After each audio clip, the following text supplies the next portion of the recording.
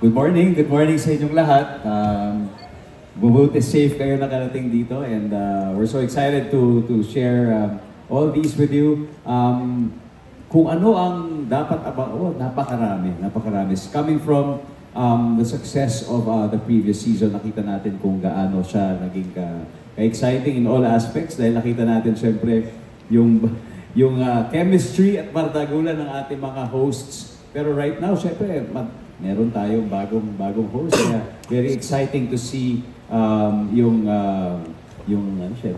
sagutan nila, kung paano nila kukunin yung mga bago nilang mga aalagaan, di ba, etc. So, pero more importantly, looking forward tayo dito dahil kids na talaga siya. Okay. Di ba, nakita natin kung paano yung naging dynamic sa previous season. Pero ngayon, mas magiging interesting siya dahil pag bata nang involved, iba talaga yung nagiging emosyon eh. Iba yung nagiging affinity natin sa pinapanood natin, lalong-lalo na kapag nakikita natin at nararamdaman natin yung kanilang sincerity, nararamdaman natin yung kanilang eagerness na makamit talaga yung pangarap nilang maging isang singer. So para sa akin, ito yung ultimate na aabang talaga natin.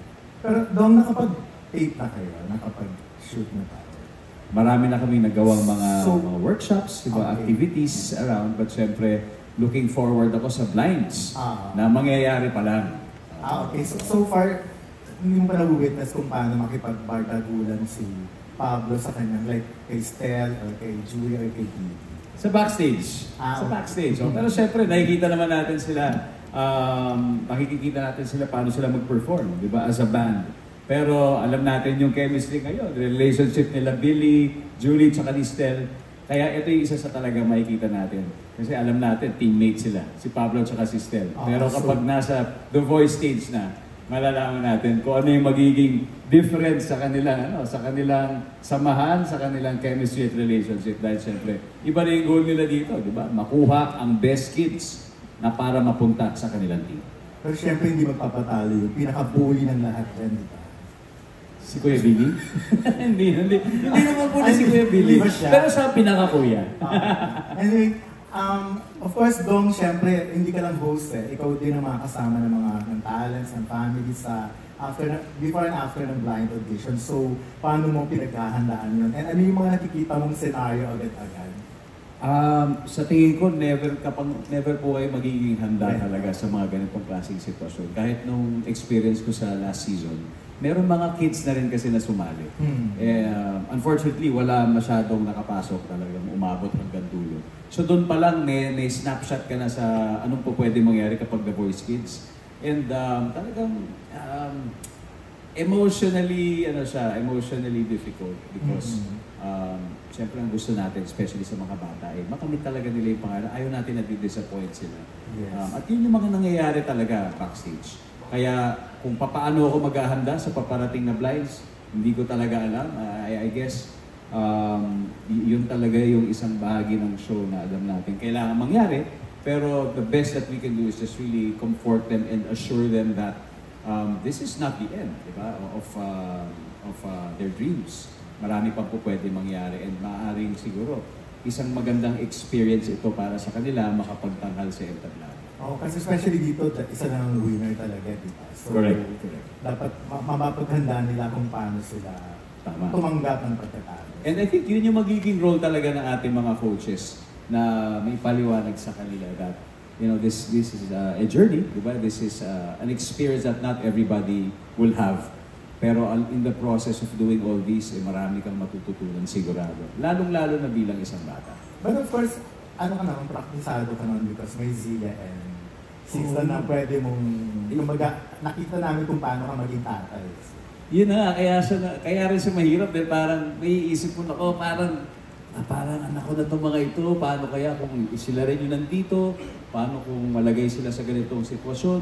And yung mga kids, iba-iba ang iba-iba ang characters. Di ba? Merong nakakaintindi, nakakatanggap ng defeat, merong hindi. Lahat yan, hindi natin mapapaliwanag. So, which makes it more interesting and also challenging for me as a host. Anyway, thank you and good luck sa iyo especially. Maraming salamat. Sister Julie, So you're the only female judge, no? How is your working relationship now with all the other judges, especially with the new YOTV family? A working relationship, para kasi mga brothers ko na kasi itong mga to eh.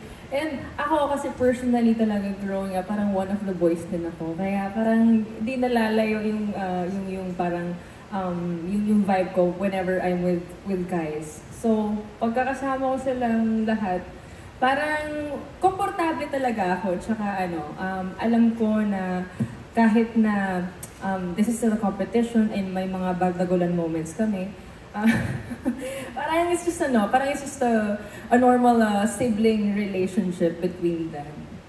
And ano specifically yung hahanapin mo this season when it comes to the kids? Tsaka may preparation ka bang ginagawa kasi syempre mga bata. Anything specific?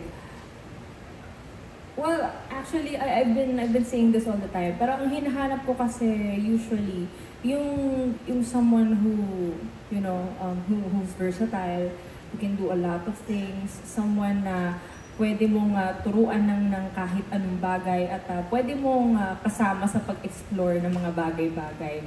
And ako this time siguro hinahanap ko yung talagang, kasi pag bata, di ba, charming sila, di ba? Siguro yung hinahanap ko talaga. And yung may connection, hindi lang sa akin, pero sa mga manonood. Thank you. Thank you so much, Kate. And of course, you got...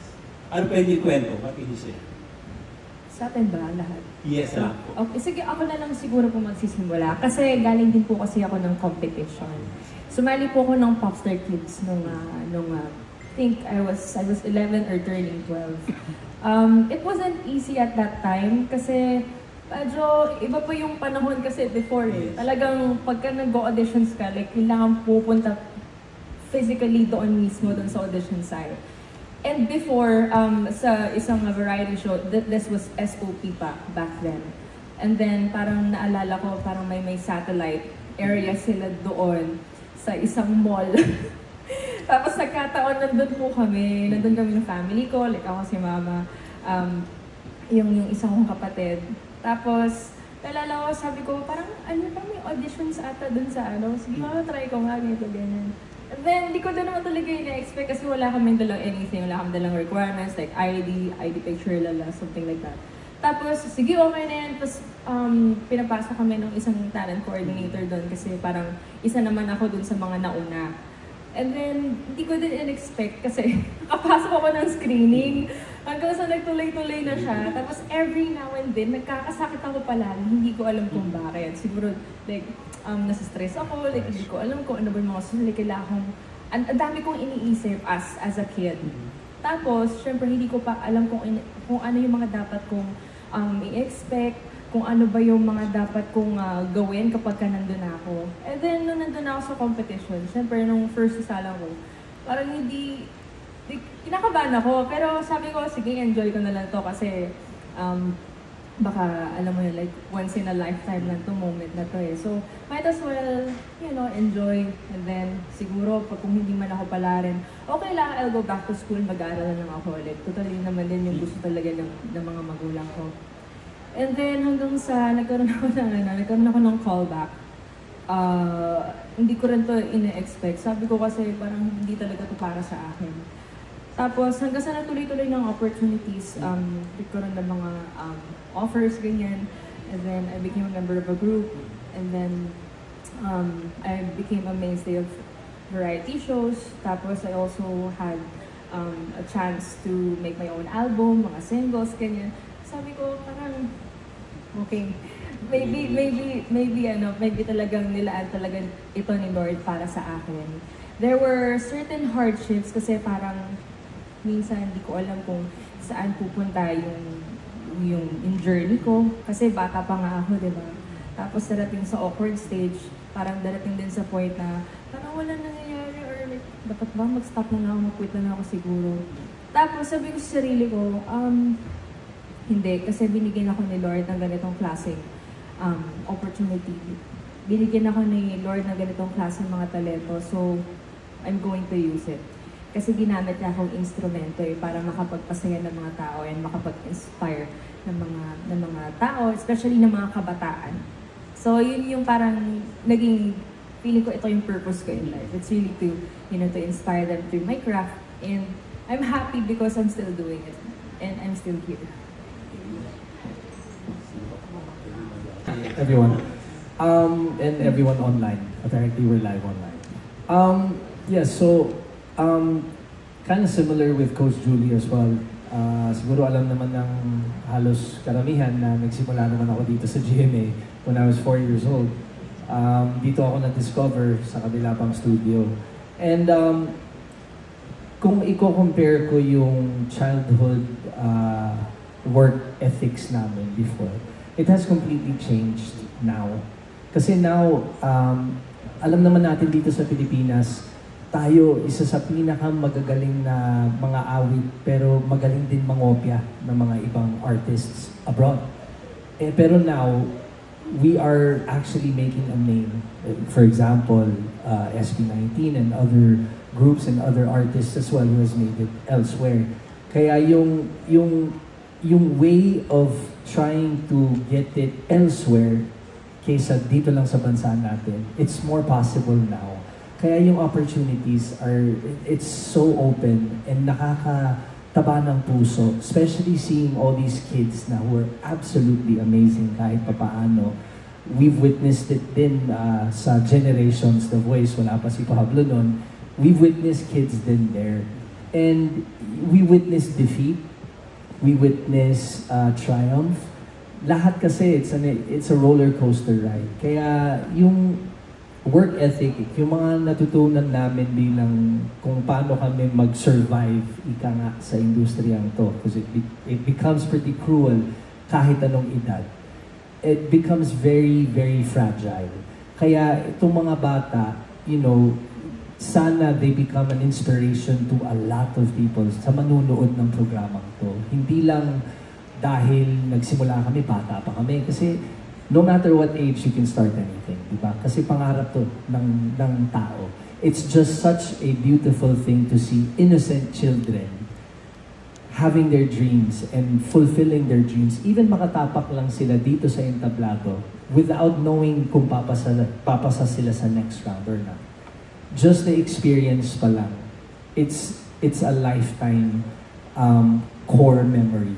And sana makita ng lahat ng tao. That's why it's such a beautiful program to have, and it's such a beautiful program to watch, especially that we're dealing with kids. Kaya we all, lahat kami, Sir Ding Dong can relate as a father, I can also relate as a father now, and yung mga kasamahang other coaches as kuyas and ates, we all can actually teach them. But funny enough, yung mga bata ngayon, marami rin kaming matututunan. Kaya it's a give and take relationship right now. So, thanks. Ng araw.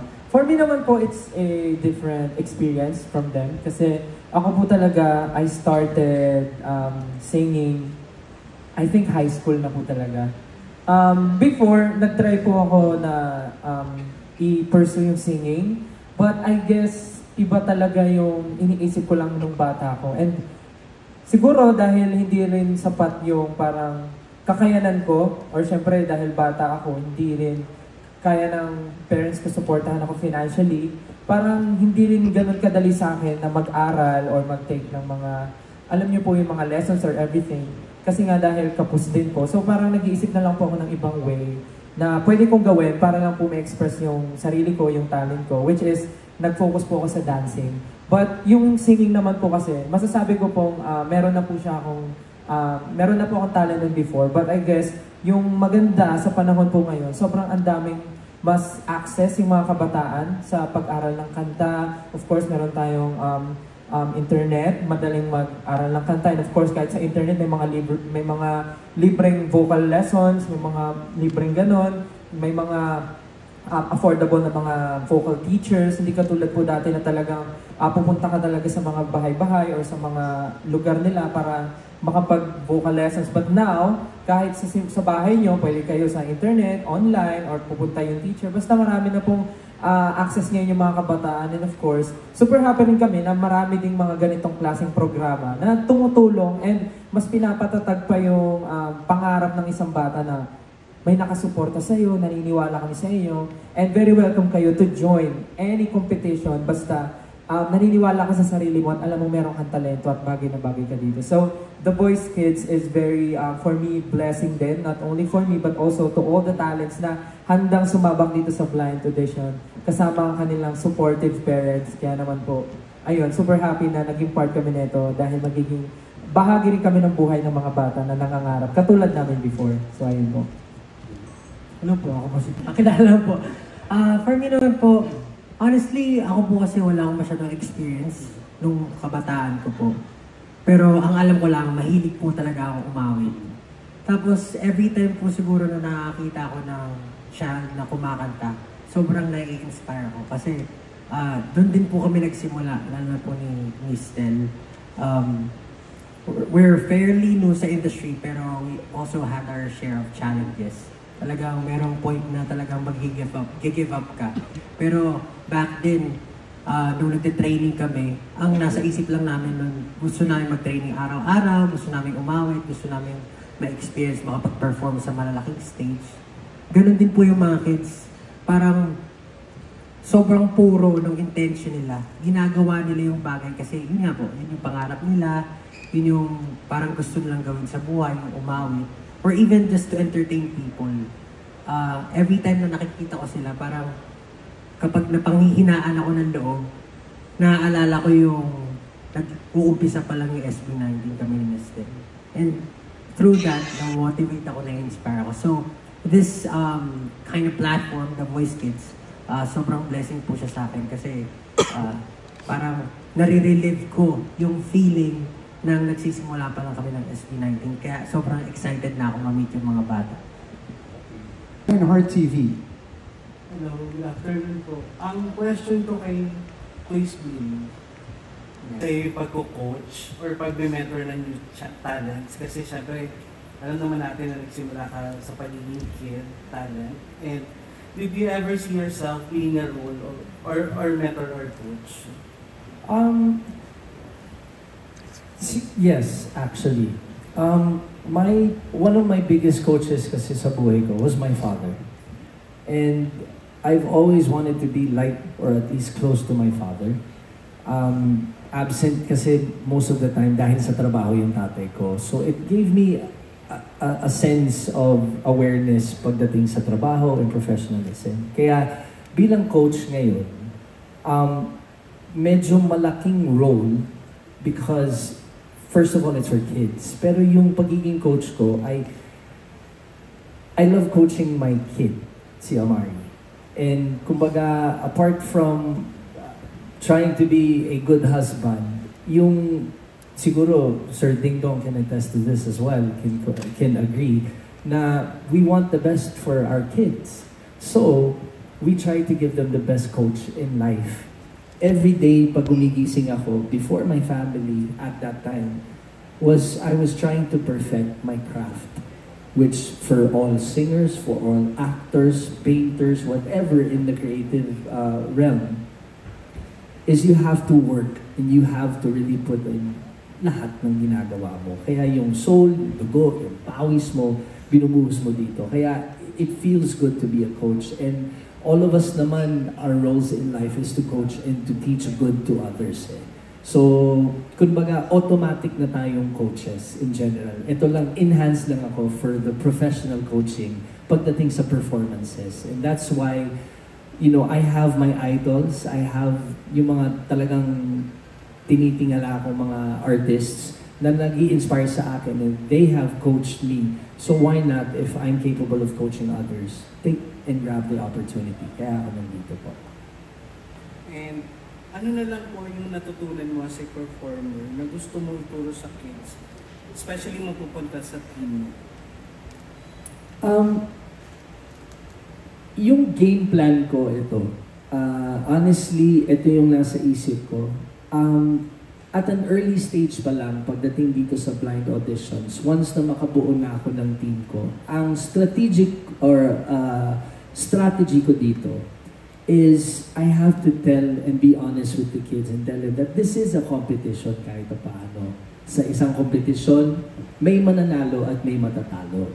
Pero gusto ko lang din i-embed sa kanila na hindi matatapos yung career nila, yung buhay nila dahil sa isang kompetisyon. Because we have to accept defeat din kahit papaano. So, gusto ko lang i-embed sa mga utak ng mga bata na they're here to work. Kaya yun yung pwede kong ituro sa kanila. Yung work ethics. Professionalism, isa na rin yun. And also, how to love and to be passionate about their craft, which is singing.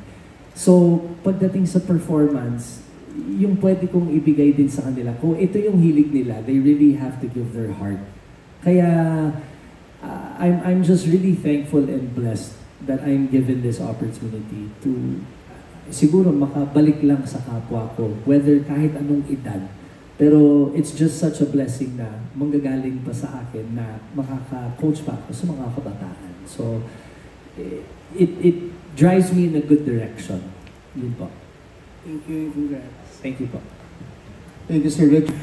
But anyway, coming from the voice generation, how do you think your experience going to be different this time with the voice kids? I think it will be challenging for me. Kasi nga po, it's kids and I have experience with kids na kasi parang meron akong mga pamangkin, mga pinsan na bata. But kasi ito, I'm dealing with their dreams din. Para syempre, at their young age, ayoko naman na ako rin yung magiging dahilan para masira yung pangarap na magkasama naming binubuo. Dahil syempre, pagka nag-blinds, isa ako sa mga magsasabi ng magagandang bagay para ako yung piliin nilang coach.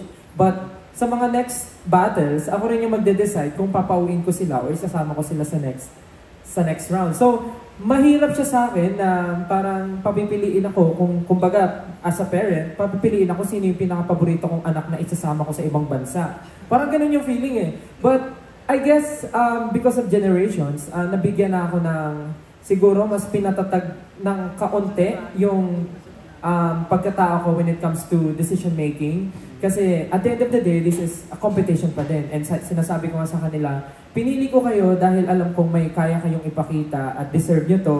Pero sana, habang magkasama natin tinatahak yung journey nyo, yung dream nyo, pakita nyo sa akin na kaya nyo makipagsabayan dahil hindi lang kayo yung mga karapat-dapat din sa pangarap na to. Dahil marami kayong kasabay na kasing kaedaran nyo, na mga kabataan, na meron ding malalaking pangarap kagaya nyo. So, sinasabi ko sa kanila na ipakita niyo sa akin na deserving kayo at gagawin natin ang lahat para maabot yung pangarap niyo. So, for me, it will be very challenging but I'm ready to take the challenge kasama yung bata dahil katulad nila, may pangarap din ako at sana sabay namin marating yung magkasama. Ayun po. Additional question lang. Pressure po talaga. Kasi, mas gusto ko po siyang i-enjoy ngayon. Kasi pag pinakita ko po sa mga bata na hindi, dapat tayo manalo. Pag pinakita ko sa kanila na gano'n, baka imbis na maging teamwork yung kalabasan ng performance nila, baka magmukhang sila mismo yung maglalaban-laban. Kasi I heard merong battle rounds eh, na parang I get to team them with other kid, tas they will give us a big performance. Tama ba? Parang, alam ko may gano'n eh. So, I'm not sure kung paano ko siya gagawin. And ayoko syempre iparamdam sa bata na parang dapat magkakalaban kayo dito. Gusto ko lang sabihin na kailangan dito is teamwork. Parang dapat maging ganun yung kalabasan ng mga magiging performance natin in the future. Kasi alam ko sa blinds, kinakabahan ako mamili talaga ng mga bata na mapupunta sa team ko. So, pag pinili ko sila isa-isa, may mga pagkakataon din na kailangan ko silang pagsabungin. So, mahirap yun for me. So, ayokong iparamdam sa mga bata na kailangan this year, dapat sa Stellbound pa rin yung mananalo. Kasi, I'm really enjoying this moment and gusto ko lang iparamdam sa bata na itong moment na to ay dapat enjoy din nila. Kasi minsan lang to mangyayari sa edad nila. Dahil ako personally, never ko to na-experience sa katulad ng edad nila. So, ayokong iparamdam sa kanila na parang dapat ibigay niyo sa akin yung trophy again this year.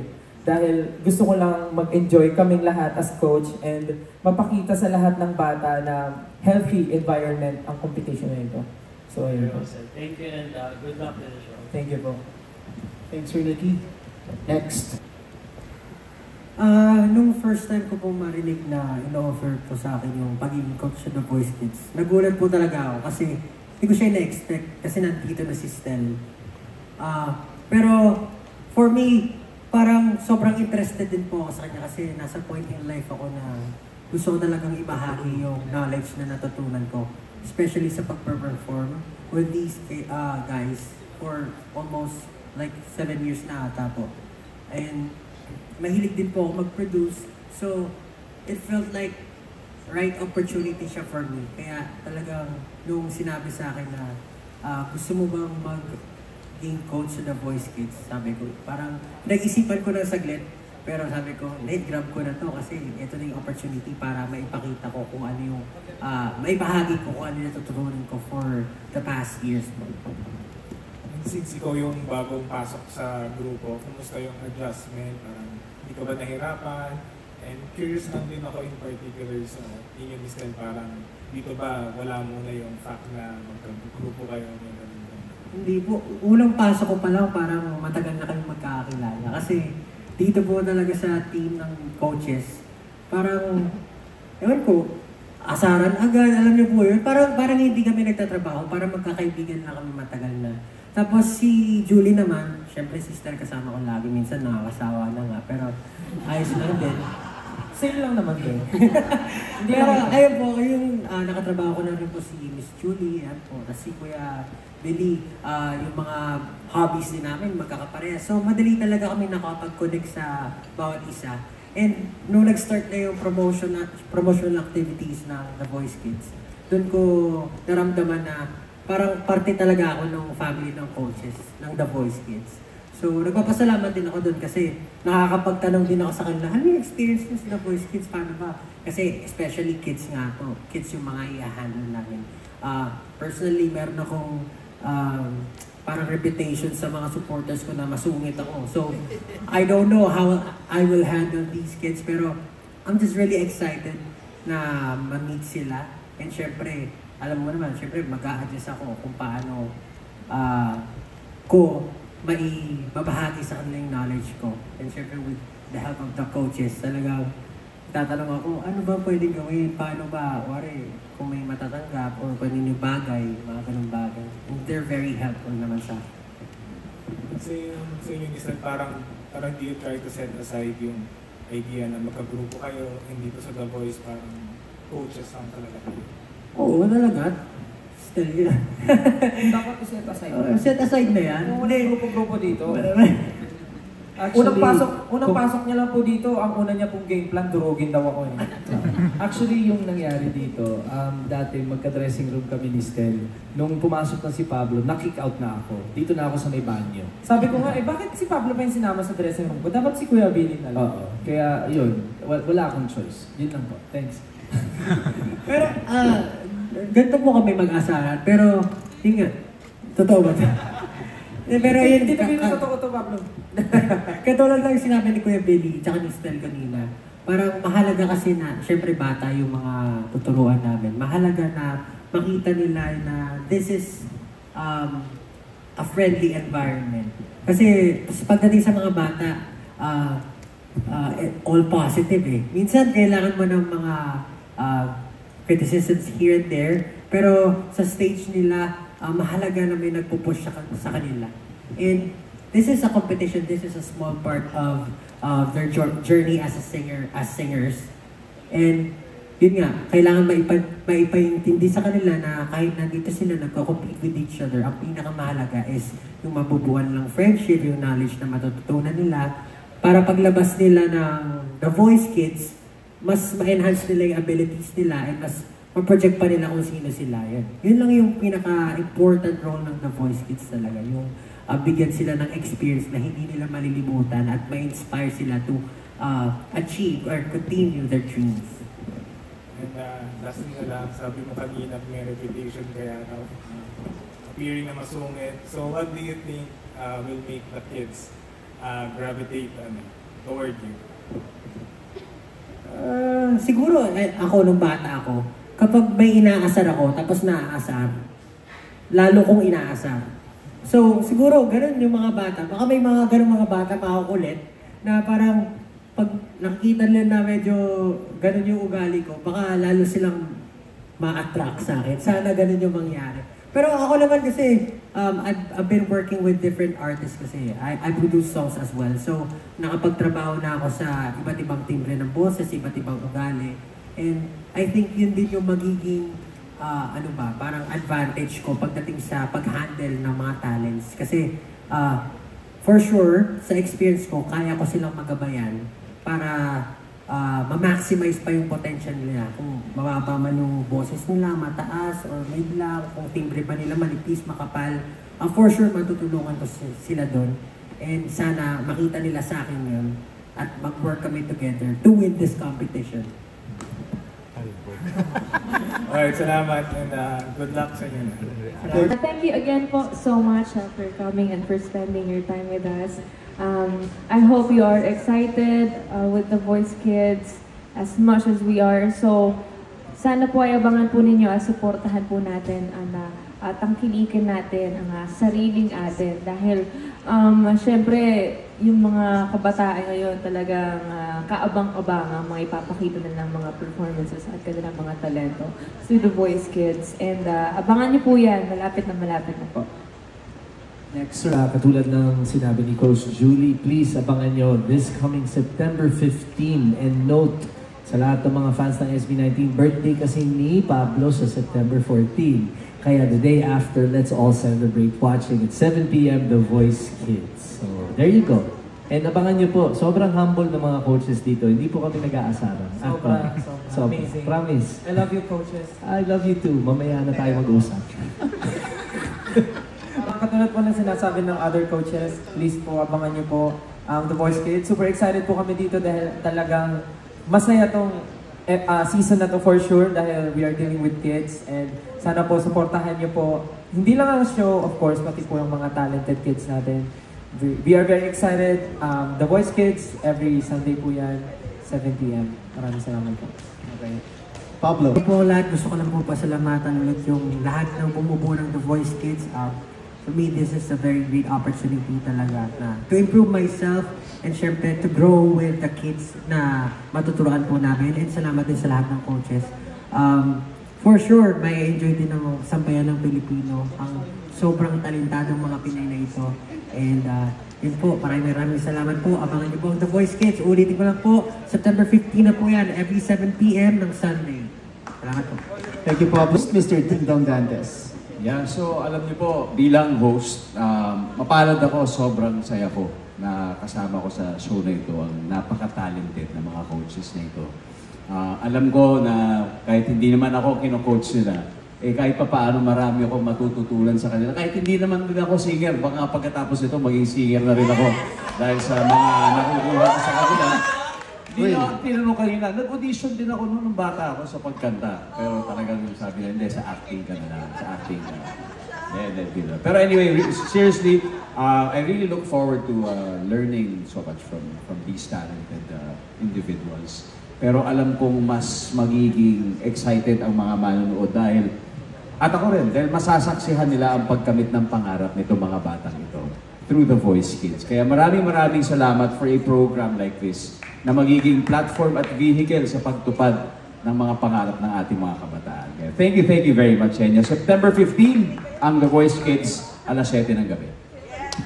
They've said already, The Voice Kids, this September 15, 7:05 p.m. on GMA Network. Maraming salamat din po sa ating mga kaibigan mula sa media for joining us here this afternoon. Hashtag for today is hashtag The Voice Kids MediaCon if you guys are planning on posting on your social media accounts. And Global Pinoys can also catch it via GMA Pinoy TV. Palakpakan ulit po natin sila.